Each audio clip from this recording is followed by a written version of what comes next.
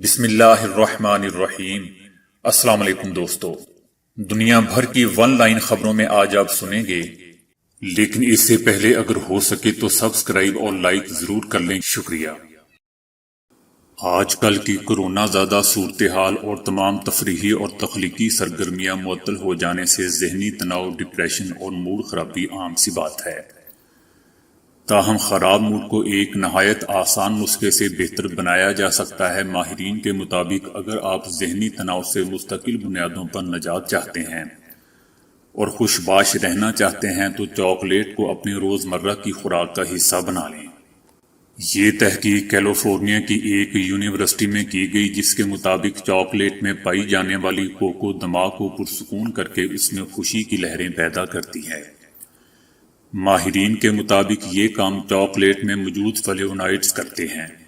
اس سے قبل بھی سائنسی و طبی ماہرین کی جانب سے پیش کی جانے والی تحقیقات سے ثابت ہو چکا ہے کہ چاکلیٹ کھانا دماغی و جسمانی صحت کے لیے بے حد فائدہ مند ہے۔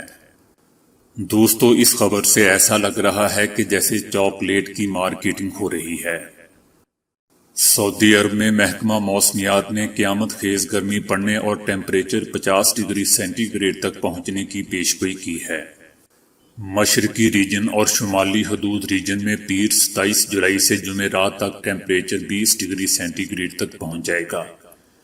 محکمہ موسمیات کا کہنا ہے کہ اس بات کا بڑا امکان ہے کہ شدید گرمی کی لہر سے دارالحکومت ریاض اور اس کی کمشنریاں اور تحصیلیں بھی متاثر ہوں گی، جبکہ مدینہ منورہ ریجنز میں ٹیمپریچر 48 سینٹی گریڈ تک پہنچنے کا امکان ہے۔ جنرل نیوٹرنٹ میں شائع ہونے والی تحقیق کے مطابق ورزش سے 30 منٹ پہلے پروٹین سے بھرپور بہتر غذا لے لی جائے تو ورزش کے لیے مفید ثابت ہوتا ہے۔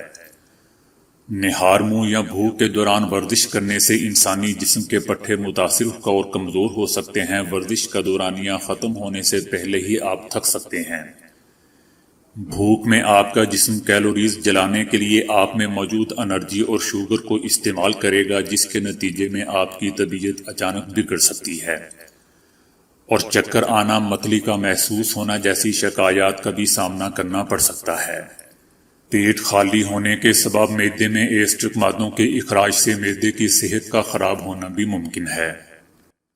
دبئی ایئرپورٹ اتھارٹی نے نئی سفری ہدایات جاری کی ہیں، جس پر عمل درآمد 1 اگست سے شروع ہوگا۔ دبئی ایئرپورٹس اتھارٹی کا کہنا ہے کہ تمام شہریوں، غیر ملکیوں، سیاحوں اور ٹرانزٹ کے مسافروں کو دبئی انٹرنیشنل ایئرپورٹ اور دبئی ورلڈ سینٹرل ایئرپورٹ پہنچنے سے قبل کورونا نہ ہونے کا سرٹیفکیٹ حاصل کرنا ہوگا۔ اتھارٹی کا کہنا ہے کہ یہ سرٹیفکیٹ ٹیسٹ کے وقت سے 96 گھنٹے تک مؤثر ہوگا۔ کورونا کے پیش نظر حج سے پہلے مینا، مزدلفہ اور عرفات میں تمام مساجد میں صفائی اور اسپرے کا کام مکمل کر لیا گیا ہے۔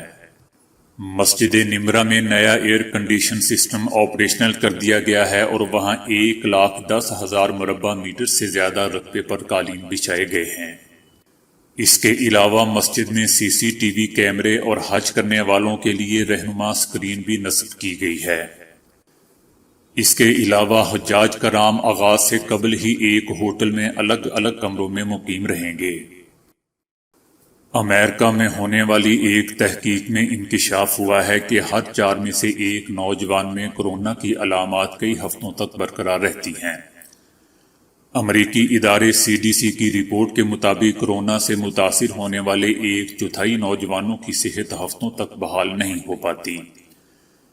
پہلے یہ سمجھا جا رہا تھا کہ کورونا بوڑھے لوگوں کو لمبے عرصے کے لیے بیمار کر سکتا ہے، تاہم اب یہ معلوم ہوا ہے کہ نوجوانوں پر بھی کئی ہفتوں تک اس کے اثرات برقرار رہ سکتے ہیں۔ یہ تحقیق 18 سال یا اس سے زیادہ عمر کے 300 نوجوانوں پر کی گئی، جن میں کورونا کا ٹیسٹ مثبت آ گیا تھا۔ ٹیسٹ کے 2 یا 3 ہفتے بعد تحقیق میں شامل نوجوانوں کی صحت جاننے کے لیے ان کا انٹرویو کیا گیا۔ 2/3 افراد نے بتایا کہ ان کی معمول کی صحت ٹیسٹ کے 1 ہفتے بعد بحال ہو گئی تھی، مگر 35% کا کہنا تھا کہ 14 سے 21 دن بعد بھی ان کی صحت پہلے کی طرح بحال نہیں ہو سکی تھی۔ ماہرین کا کہنا تھا کہ جو افراد کئی ہفتوں تک کورونا علامات سے متاثر ہوتے ہیں ان میں کھانسی اور تھکاوٹ وہ علامات ہیں جو دیر تک رہتی ہیں۔ خلیج ٹائمز کے سہیل گلداری نے متحدہ عرب امارات سے پاکستانیوں کی واپسی کے لیے 1 کروڑ روپے دینے کا اعلان کیا ہے۔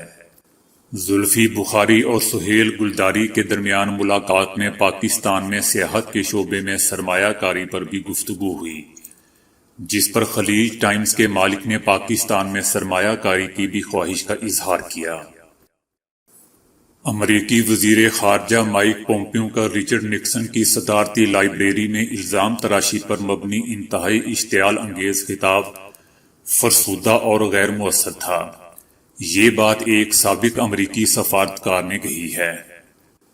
امریکی نائب وزیر خارجہ ڈینیل رسل نے کہا کہ اس تقریر سے امریکہ میں صرف ناراضگی بڑھے گی۔ وزیر خارجہ پومپیو نے رچرڈ نکسن کی صدارتی لائبریری، وہ سابق صدر جس نے تقریباً 5 دہائیں قبل چائنا کے ساتھ تعلقات معمول پر لانے کی شروعات کی تھی، اس میں خطاب کرتے ہوئے جمعرات کو چائنا کو ساتھ لے کر چلنے کے دیرینہ نقطہ نظر کو ختم کرنے پر زور دیا تھا اور چائنا کو امریکہ کی خواہشات کے مطابق بدلنے پر مجبور کرنے کے لیے ایک نئے اتحاد پر زور دیا تھا۔ ڈینیل رسل نے کہا کہ شکایات کرنے سے معاملات نہیں سلجھتے اور مذمت کرنا سفارتکاری نہیں ہے۔ انہوں نے مزید کہا کہ پومپیو کے بیان سے باہمی تعلقات مزید بگڑ سکتے ہیں۔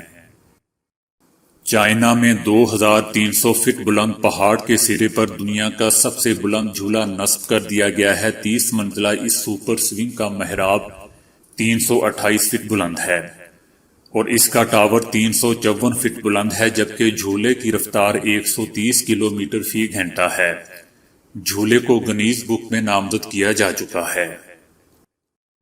اسرائیلی وزیر اعظم نیتن یاہو کے خلاف احتجاج کا سلسلہ مزید تیز ہوتا جا رہا ہے۔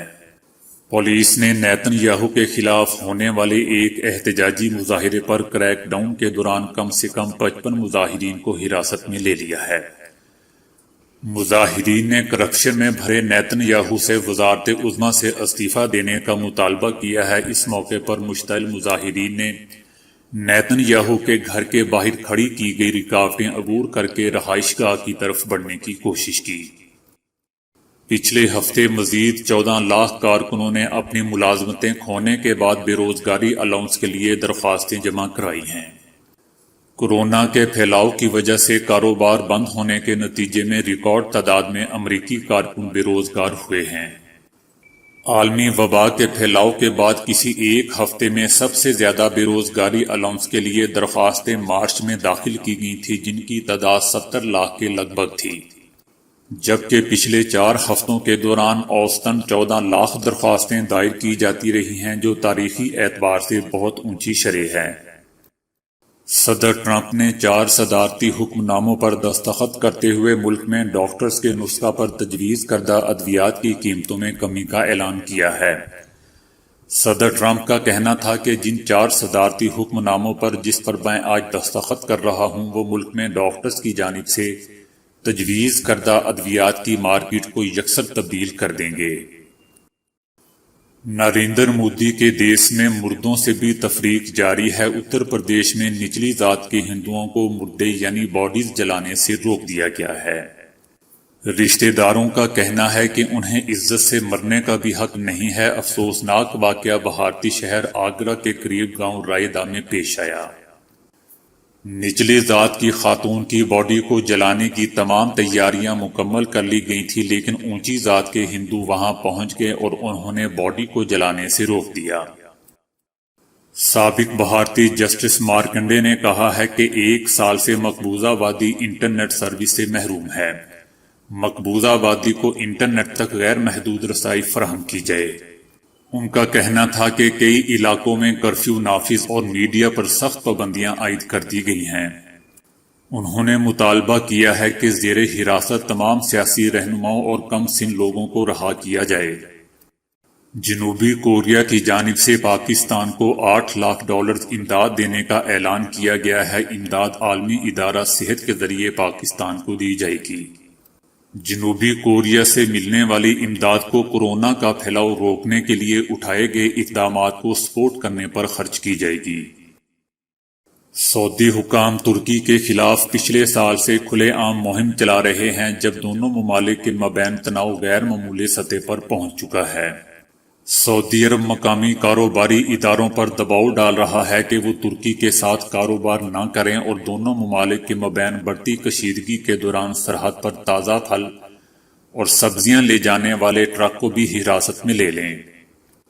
ترکی کے اخبار نے اپنی ایک خبر میں بتایا ہے کہ سعودی حکام نے انفرادی طور پر سعودی کاروباری اداروں سے رابطہ کیا ہے، جس میں وہ ترک کمپنیوں کے ساتھ تجارت نہ کرنے کا کہتے تھے اور انہیں جرمانے کی دھمکیاں بھی دیتے تھے۔ بھارتی ریاست مہاراشٹر کے ضلع علی گڑھ میں پولیس کی جانب سے نماز جمعہ پڑھانے پر امام مسجد کو تھانے میں تشدد کا نشانہ بنایا گیا ہے۔ پولیس نے نماز جمعہ کے وقت مسجد پر دھاوا بول دیا اور امام مسجد سمیت تمام نمازیوں کو اٹھا کر تھانے لے گئی۔ وزیر اعظم پاکستان عمران خان نے شوگر مافیا کے خلاف کریک ڈاؤن کرنے کا فیصلہ کیا ہے۔ ایف بی آر کو شوگر ملز کی بے نامی ٹرانزیکشن کی تحقیقات کرنے کا بھی کہا گیا ہے، جبکہ وفاقی حکومت نے 90 روز میں عمل درآمد رپورٹ پیش کرنے کا حکم دیا ہے۔ ذخیرہ اندوزی اور یوٹیلٹی سٹورز پر چینی کی عدم فراہمی کی تحقیقات کا بھی حکم دیا گیا ہے۔ حکومت نے اسٹیٹ بینک کو تمام شوگر ملوں سے متعلق جامع رپورٹ پیش کرنے کا کہہ دیا ہے۔ تو دوستو، آج کے لیے اتنا ہی۔ ویڈیو کو لائک اور شیئر کرنے کا بہت بہت شکریہ۔